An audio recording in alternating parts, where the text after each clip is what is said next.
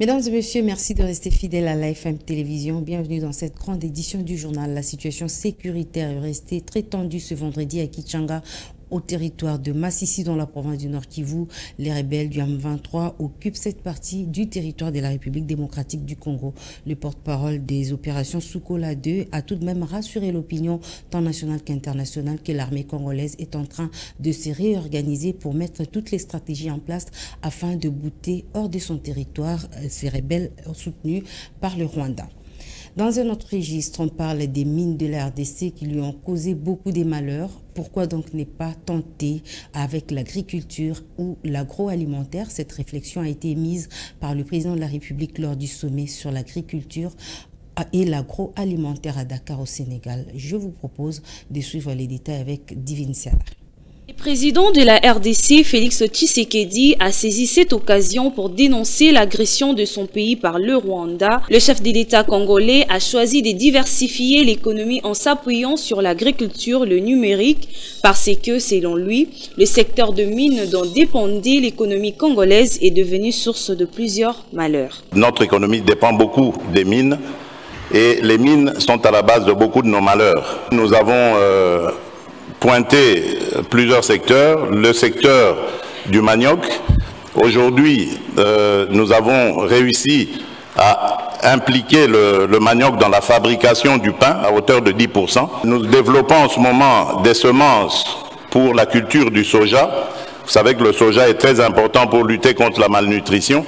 La RDC présente le meilleur potentiel des productions et des transformations de produits agricoles. Le chef de l'État a lancé un appel aux bailleurs de fonds et investisseurs intéressés par cet énorme potentiel à accompagner la RDC par des partenariats gagnant-gagnant afin d'assurer la souveraineté alimentaire. Et sachez également que le président de la République a présidé ce vendredi la 84e réunion du Conseil des ministres par visioconférence. Félix-Antoine Tshisekedi a fait part aux membres du gouvernement des résolutions issues du Forum économique mondial de Davos, mais également du sommet de Dakar sur l'agriculture. D'autres sujets d'intérêt national étaient également au menu de cette rencontre dont le porte-parole du gouvernement va faire les comptes rendus. Nous vous proposons cela dans nos prochaines éditions. Agression rwandaise, diplomatie parlementaire et tant d'autres sujets étaient sur la table des discussions dans une audience que le président du Sénat congolais, Modeste Bahati, a accordée à la délégation du Forum des parlementaires de la Conférence internationale de la région des Grands Lacs. Le compte rendu dans ce reportage. Cette délégation a été conduite auprès du professeur Modeste Bahati par le président du Sénat du Kenya, Amason Kingi. Le chef de la délégation, qui est aussi président du Forum des parlementaires de la CIRGL, a soutenu qu'il est venu en RDC, siège du secrétaire général du FP-CIRGL, pour s'enquérir du fonctionnement de cette institution. Cela dans le but de se rendre compte des besoins avant l'assemblée plénière du Forum des parlementaires de la CIRGL prévue au mois de mars prochain à Djouba, au Soudan du Sud. L'honorable président du Sénat de la RDC a abordé la question du conflit à l'est de la RDC. Nous avons aussi donné notre point de vue que le Kenya sera toujours aux côtés de la RDC pour le soutenir dans sa poursuite de la paix, de la sécurité pour son peuple. Dans le passé, les parlements ont eu une posture beaucoup plus passive par rapport aux questions de paix et de sécurité, mais maintenant nous voulons être beaucoup plus actifs et ça sera le cas quand les 12 présidents des parlements membres de la CIRGL vont se rencontrer à Djouba pour pouvoir parler ensemble, prendre des résolutions que nous allons porter à l'attention des chefs d'État et de gouvernement dans le cadre de la CIRGL. Modeste Bahati a rassuré ses hôtes que son pays reste ouvert à une coopération gagnant-gagnant avec tous les pays du monde. La séance de travail s'est clôturée par une visite guidée de la salle des plénières du Sénat. Les hôtes de Modeste Bahati ont apprécié les conditions de travail des élus de l'air. La Chine est prête à soutenir la République démocratique du Congo afin de mettre fin à la guerre qui sévit dans la partie est de ce pays. C'est dans ce cadre que son ambassadeur a présenté un don de 27 millions de dollars américains à la République démocratique du Congo. C'était à l'issue d'une audience lui accordée par le ministre de la Défense, le docteur Gilbert Kabanda. Collé. L'on peut déjà voir le fruit de la grande campagne que mène avec brio le ministre Kabanda dans l'échiquier politique national comme aussi dans l'échiquier diplomatique à l'échelle planétaire pour vulgariser la nouvelle politique de la défense qui fait déjà bouger le ligne dans tous les sens. Le docteur Gilbert Kabanda fait d'une pierre plusieurs coups dans la perspective de la mise en chantier de cette grande machine. Ainsi, à l'échelle mondiale, le ministre Kabanda sollicite des apports et les contributions de partenaires étrangers du Congo. C'est le cas aussi de la Chine, partenaire de longue date du Congo. La Chine, nous sommes un partenaire stratégique et ce partenariat stratégique se concrétise tous les jours par des actes concrets. On ne fait jamais de promesses en l'air, on fait toujours des actions concrètes. Donc comptez sur nous, comptez sur la Chine, parce que la Chine est toujours un ami de la RDC, un ami sincère et un ami fiable. Pour le ministre de la Défense congolaise, il appartient maintenant à la partie congolaise, à travers le ministre de la Défense nationale, de réfléchir sur l'utilisation de cet argent qui doit servir à financer plusieurs projets de l'armée congolaise, notamment la mise en œuvre de la nouvelle politique de défense, la construction d'un nouveau bâtiment qui abritera l'état-major général, la formation du personnel médical militaire, surtout le médecin militaire, la construction à Kinshasa d'un hôpital militaire moderne avec laboratoire, mais aussi la formation de militaires congolais à la base militaire à Kamina, dont le démarrage de cette session formation annoncée par l'ambassadeur chinois est assuré sur place par une nouvelle équipe d'instructeurs chinois déjà à l'œuvre sur place. Identification et enrôlement des électeurs. Le président de la centrale électorale a participé ce vendredi à une réunion sécuritaire dans la province du Kasaï oriental où il séjourne. Denis Kadima est allé se rendre compte du bon déroulement de cette opération dans ce coin de la RDC. Reportage. À l'issue des échanges qu'il a eus avec l'autorité provinciale, le numéro 1 de la centrale électorale a pris une part active à une réunion sécuritaire avec le comité provincial des opérations. La rencontre a eu pour objet de prendre des dispositions nécessaires en vue d'encadrer au mieux l'opération d'identification et d'enrôlement. Je continue dans le reste de l'ère opérationnelle 2.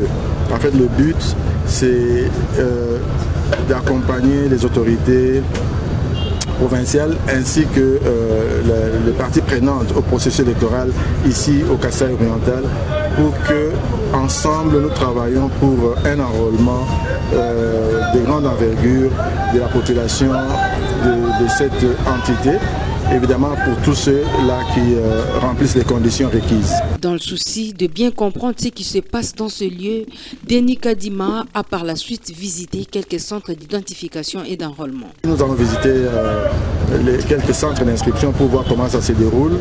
Évidemment, il y aura des réunions en interne, des réunions avec les parties prenantes, mais cela sera évalué au fur et à mesure durant mon séjour. Le président de la Commission électorale nationale indépendante a bouclé cette deuxième étape de sa tournée à Kabeya-Kamwanga où il a assisté à l'enrôlement de la population de cette localité avant de rallier Kalemi, chef-lieu de la province du Tanganyika.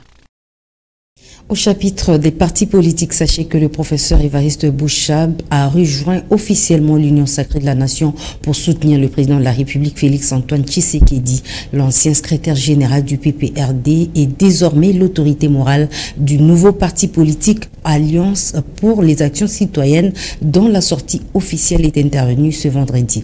Suivez Elvis Meti et Enoch Mafuka. C'est une foule en liesse qui en remplit la salle de spectacle du Showbuzz. C'est vendredi 27 janvier, venu expérimenter la démonstration des forces de la création du parti Alliance pour les actions citoyennes, AAC en cycle, dont l'autorité morale est bien le professeur Évariste Bouchab.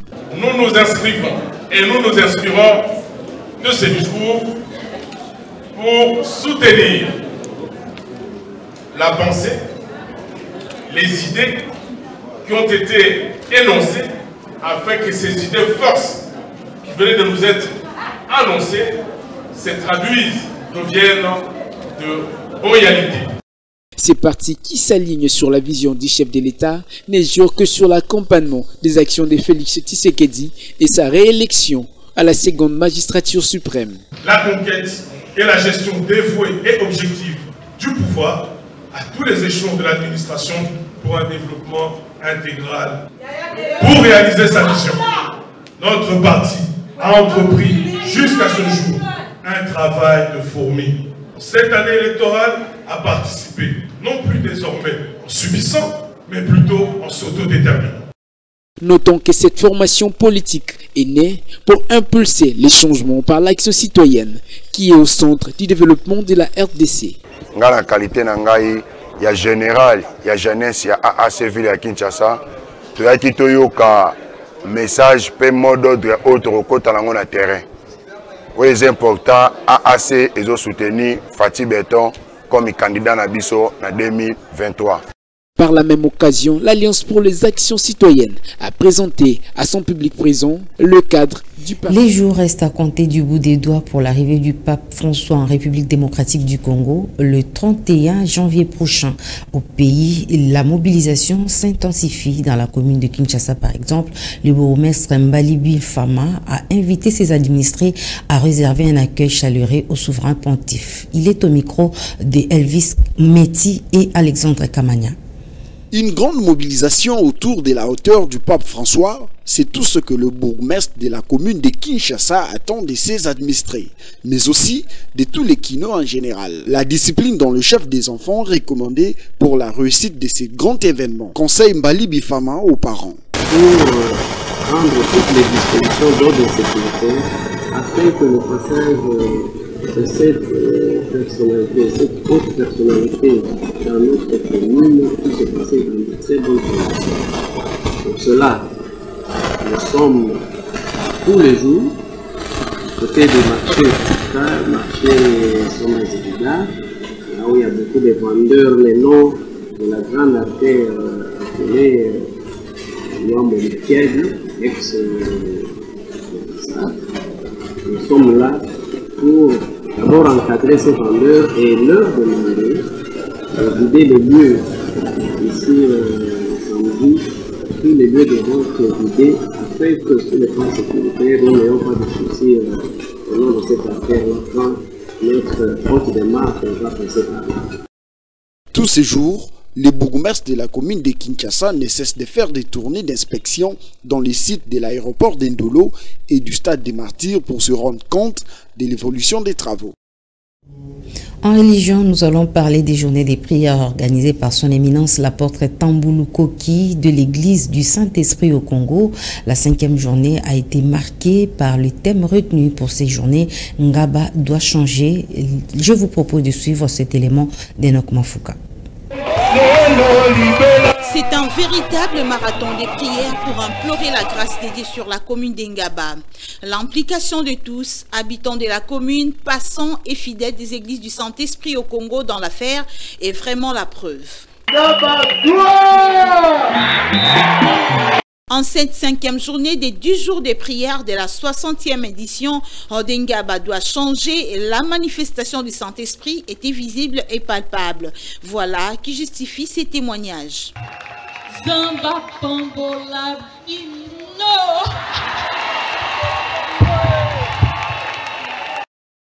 Son éminence, l'apôtre Tambulu Koki, l'incontournable de la commune d'Engaba, reconnu et réputé, ayant pour leitmotiv l'évolution de cette municipalité, tient mordicus à voir son développement. Voilà qui justifie la persistance des prières organisées pour la cause dénommée Ngaba doit changer. Mesdames et messieurs, cette édition du journal est complètement terminée. Merci d'avoir suivi. Restez branchés sur la FM Télévision, surtout pour suivre la rencontre sportive prévue dans le cadre du CHAN Algérie 2023.